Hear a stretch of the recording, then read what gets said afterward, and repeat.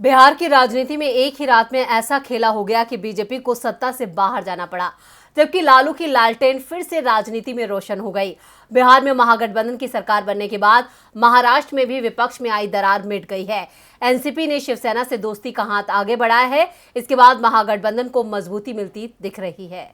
राजनीति में रिश्ते कब बदल जाते हैं, किसी को कुछ नहीं पता होता। बिहार में जो चाचा नीतीश भतीजे तेजस्वी से तकरार के मूड में रहते थे, उन्होंने अब लालटेन के साथ मिलकर बीजेपी पर तीर चला दिया।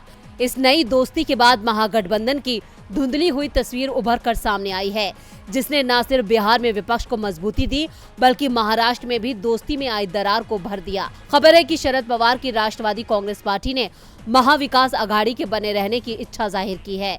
इस संबंध में एनसीपी नेताओं ने शिवसेना प्रमुख उद्धव ठाकरे से भी मुलाकात की है।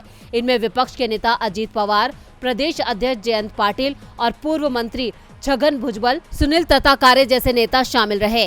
इन नेताओं ने ठाकरे के आधिकारिक आवास मातोश्री में करीब 1 घंटे तक चर्चा की।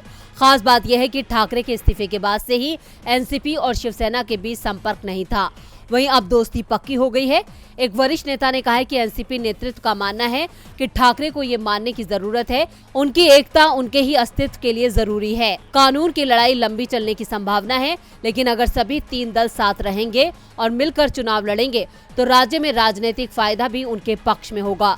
उन्होंने कहा कि नीतीश कुमार के विपक्षी दलों के साथ जुड़ते ही राष्ट्रीय स्तर पर राजनीतिक तस्वीर बदल गई है। अगर सभी विपक्षी दल साथ आए तो चीजें बदल सकती हैं। एनसीपी नेता का बयान साल 2024 में होने वाले लोकसभा चुनाव से पहले महागठबंधन की मजबूती की ओर इशारा कर रहा है। अगर ये दोस्ती का सिलसिला जारी रहा तो ये बीजेपी के लिए बड़ा परेशानी का सबब भी बन सकता है। डीबी लाइव की रिपोर्ट।